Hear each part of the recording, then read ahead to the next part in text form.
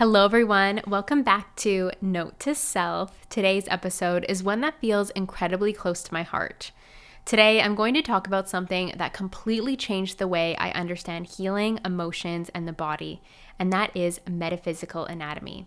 So, metaphysical anatomy is basically, if I can simplify it, the idea or theory that anything manifesting in the body, whether it's pain or tension of some kind, has an emotional root to it, meaning that the body and its way of manifesting things is our body trying to communicate to us. So whatever symptoms we're experiencing, if we decide to maybe open up our minds to the idea that there could be something more here, we can resolve things on a deeper level for ourselves. And in the episode prior to this, I shared about how Kambo came to be in my life. And this chapter for me of when I was introduced to Kambo is where I discovered metaphysical anatomy. It was in the space and time where I was desiring to connect more with my physical body and understand it and build a deep, loving, healthy relationship with it. And one of the greatest keys that I learned in that chapter for me was this idea around metaphysical anatomy. My intention in today's episode is to hopefully grant you an aha moment, or at least just open your mind to thinking about things differently when it comes to your body and the way it might be communicating with you. So before we go deeper into this subject, I want to be very clear and grounded. This conversation is not about diagnosis. It's not about replacing medical care. It's about listening to the body as an intelligent communicator. Metaphysical anatomy doesn't say this symptom equals this emotion in a rigid way. It offers invitations for inquiry. It asks, what might my body be trying to show me or tell me or communicate to me?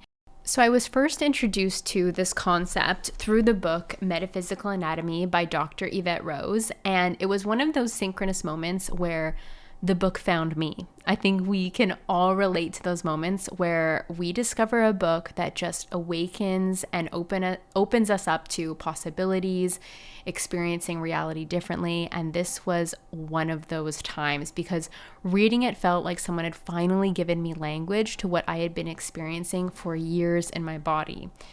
This book helped me understand that symptoms are not random, the body doesn't betray us, and pain isn't punishment, it's communication. And once I saw symptoms through this lens, so much shame that I had previously experienced dissolved because I stopped asking, what's wrong with me? And I started asking, what's asking to be seen here? What is my body trying to communicate with me? Because your body is not just flesh and bone, it's a record keeper. It stores stress that never completed, emotions that weren't safe to feel, grief that had nowhere to go, fear that stayed stuck in survival mode. And this is why sometimes you can understand something intellectually. Perhaps you've gotten to a place of forgiveness or you've processed, and yet your body still reacts. I can give a powerful example for this. So recently in my life, the last 2 weeks have been the 1-year anniversary of my brother's passing. And what's interesting is that, of course, like leading up to this, there was memories and my body was experiencing grief in ways. But after the anniversary of his death date, the bigger waves of grief happened. And when I tuned in to my body through meditation, through just breath work, and really just harnessing my intuition and that connection to the body that I've already established, the messages that I kept getting were just like these moments after his passing, because it was so shocking, because it was unexpected. That's when you were in the throes of grief a year ago. And the body remembers that. The body remembers the tragedy in that way. And I've had similar experiences of my body sort of bringing up an emotion or attempting to communicate with me in ways around different seasons or things that had happened in my life. So a common one that a lot of people experience, I know this through coaching people and also being coached myself, is that oftentimes about a month before your birthday, Anxiety very commonly arises, and deeper, loftier questions like, what am I doing with my life? Have I accomplished my goals? Well, what's next for me? Bigger questions that can stir up some uncomfortable emotions start coming to the surface. So in this way, again, the body remembers. So next time, I invite you that if your body is experiencing an emotion of some kind, like let's say grief or maybe a bit of anxiety, start to zoom out and ask yourself, okay, if I can't really sense what this might be about, where was I a year ago at this time? What was I working through? Was I navigating a breakup? Was I in transition of a job? And just start to build that connection with your body communicating to you, and your intuition being on board with that and supporting you and just understanding yourself more deeply. So next, I want to walk through some common examples so that you can start listening to your body with more compassion. And these examples come from the Metaphysical Anatomy. Again, the idea that symptoms are your body trying to communicate something more specific. It doesn't mean this is the case, right? As I mentioned at the beginning, I'm not a doctor. This is not about diagnosis, but these are just meant to awaken and open up your mind so that perhaps you can create a shift for yourself. So let's talk about headaches first. I feel like there's something quite common. So from a metaphysical anatomy perspective, headaches are often connected to mental overload, the pressure to figure everything out, self-criticism or perfectionism, and or resistance to what is. It's like the body saying, you don't need to think your way through this anymore. When we live in our heads, when we're consistently controlling, analyzing, and pushing, energy accumulates, and the body creates pressure to get our attention. Now, in my life recently, I can share this example that in the past couple of months, I've experienced a few migraines. And every time that I'm experiencing a migraine, and I choose to surrender to it, like to finally just say, okay, I'm going to put myself to bed, I'm going to shut off the lights, and I'm just going to let this pass through, it relieves itself. This struggle comes from resistance to what is. And how interesting that headaches or migraines, taking it to another level, is the pressure to figure everything out, or resistance to what is, or that mental overload. I find that the headaches perpetuate when I'm trying to just force myself into doing work or showing up in a certain way rather than just honoring the body and surrendering to it. And every time after I surrender, there is so much clarity. There are so many insights. There's a lot of beauty on the other side of that. So now in my life, and especially after understanding metaphysical anatomy, I'm quicker to put myself to rest when I feel a headache coming on or a migraine coming on. And then I create the story, create the reframe like, okay, upgrades are happening, energetic upgrades. The faster I surrender to this and let my body and my mind process, let my brain heal or upgrade in ways that it needs to, there are beautiful things on the other side for me. So next, let's talk about stomach issues and digestive issues. So the gut is one of the most emotionally intelligent parts of the body, and themes in this area often include anxiety or worry, difficulty digesting life experiences, trust issues, suppressed emotions, feeling unsafe or unsupported in life. And what's interesting is we even say it in our language, such as, that didn't sit right, I can't stomach this, I had a gut feeling. So it's interesting in that way because the body is always speaking, and sometimes we can actually sense where we're holding or storing or keeping that energy. Next, let's talk about tight shoulders and neck. This is often connected to carrying responsibility for others, right? Or feeling like you're carrying the weight of the world on your shoulders, overgiving, being the strong one, or feeling like you have to hold everything together.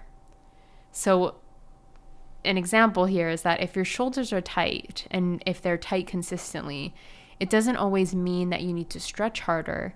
It might mean that you need to put something down. And what I mean by putting something down is like energetically, is thinking about, what am I carrying that I don't need to carry anymore? For me, I can share an example here. I'm always open to sharing the examples when I feel like they could be supportive.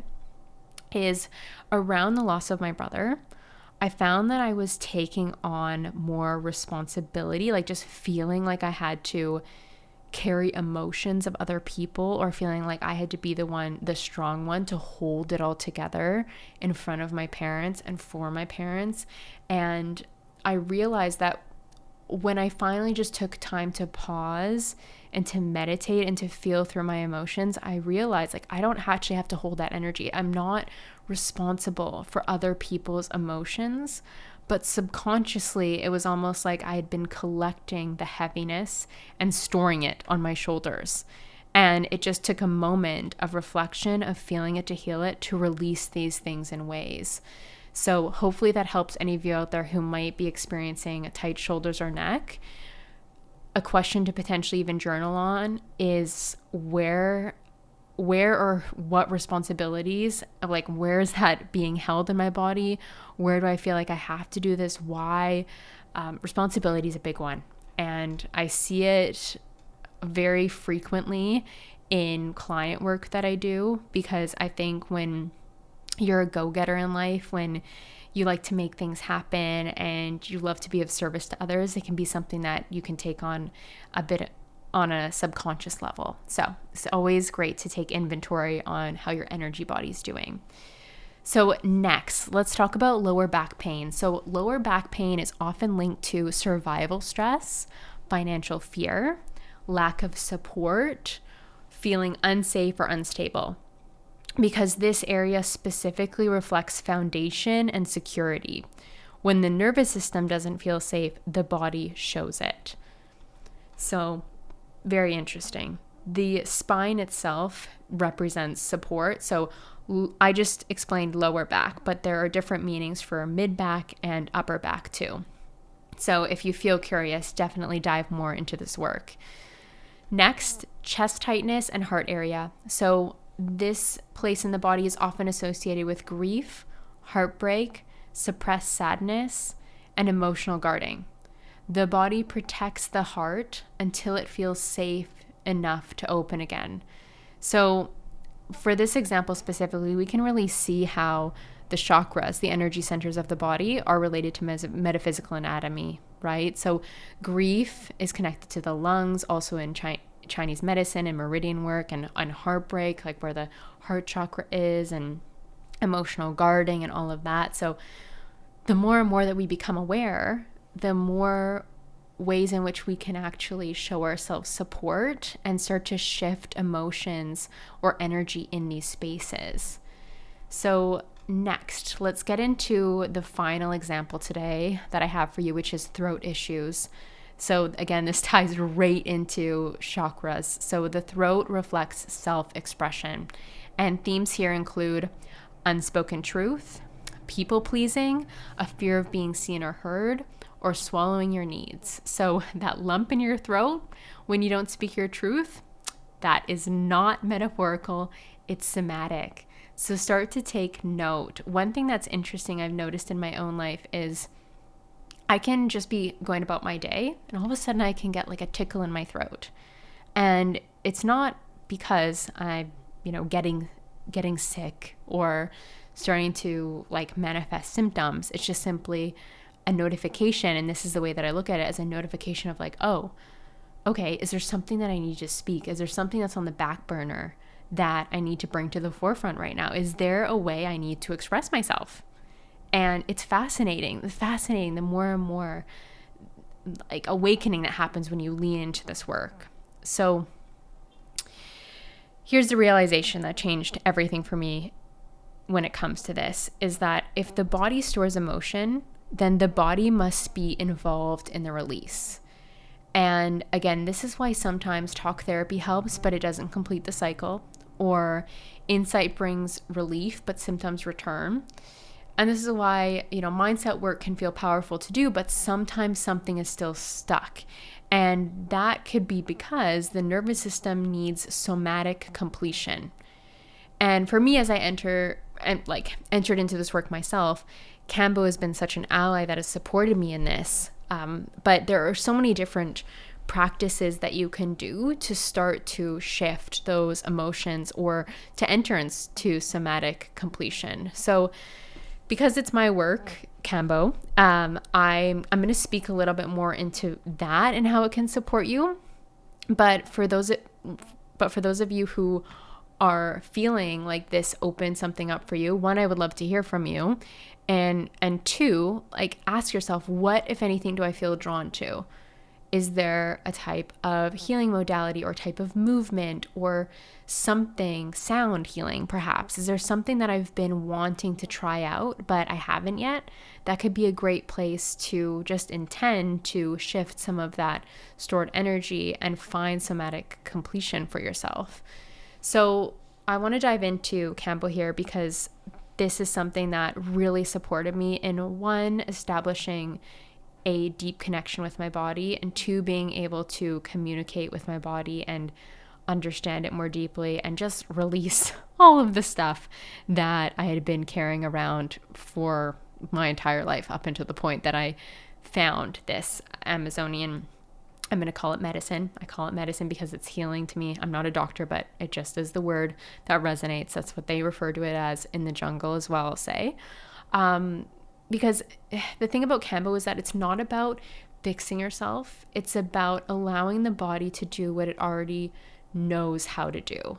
So from my lived experience, Cambo has supported me in healing my nervous system, in releasing stored stagnant emotions from the past, detoxifying my system, and grounding out of the head and back into my body. I felt like before I found Cambo, I was very much sort of up in the clouds. I spent a lot of time in my head. There was a ton of mental energy happening all the time, and I could have moments of being in my body, but prior to discovering Cambo was when I suffered a lot with scoliosis. So I was, for the most part, living in consistent pain and discomfort, and I didn't take anything for that.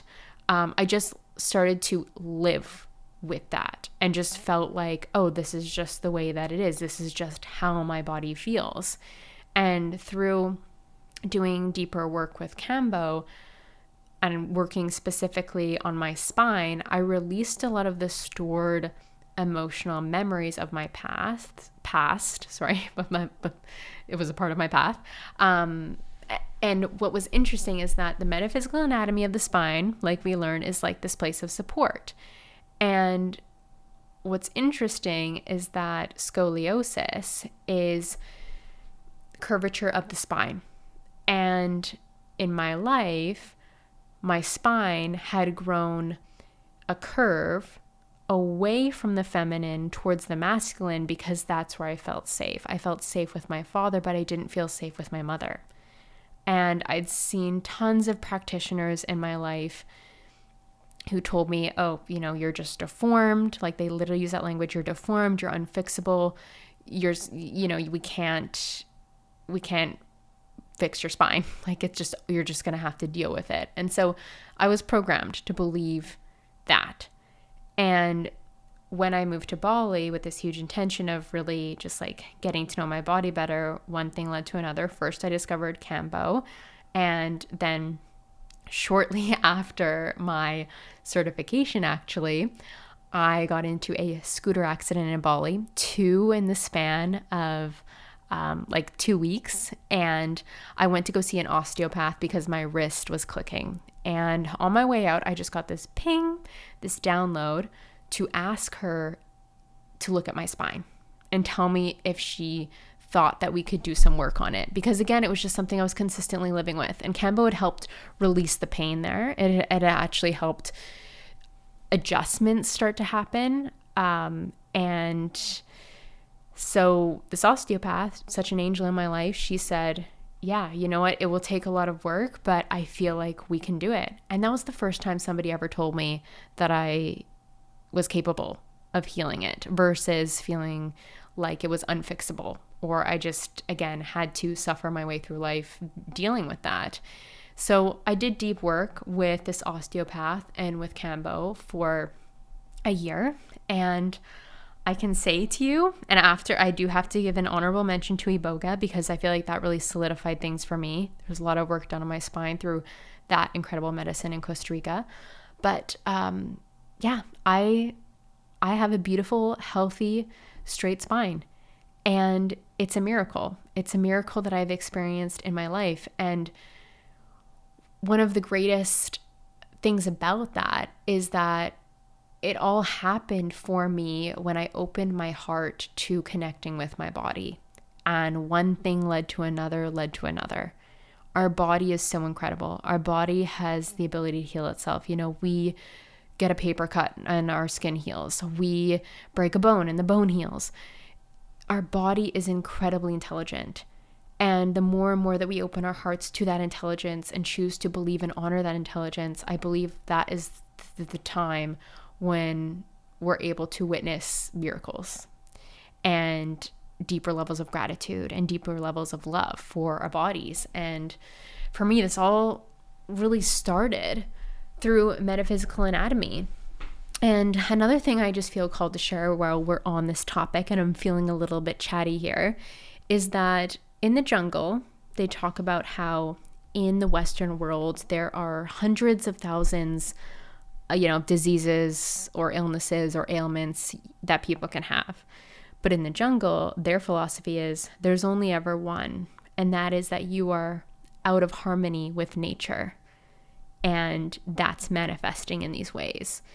So, if that lands, it lands. If it doesn't, leave it behind. But for me, I find it very interesting because we are nature. Our bodies are nature. We are of this earth. And the more and more that we listen to our bodies, the more and more that we can guide and support ourselves coming back into alignment, which is ultimately coming back into alignment with nature. So I hope that this episode brought you some insights, some awarenesses, some epiphanies. If you liked it, I'd love to hear from you. And if you are interested in Kambo, I'm presently serving in Toronto. And at the end of March this month, I'm holding a Kambo Radiance 3-day reset. So that is 3 rounds of Kambo in 3 days, 2 traditional treatments, and 1 dry meditative treatment. This is a very powerful portal, a very powerful container to do deep work on the body and establish that connection for yourself. So if you're feeling curious or you're feeling the call, the information will be down below. And as always, I love you guys and thanks for listening. And I can't wait to chat with you again soon. Have a beautiful rest of your day.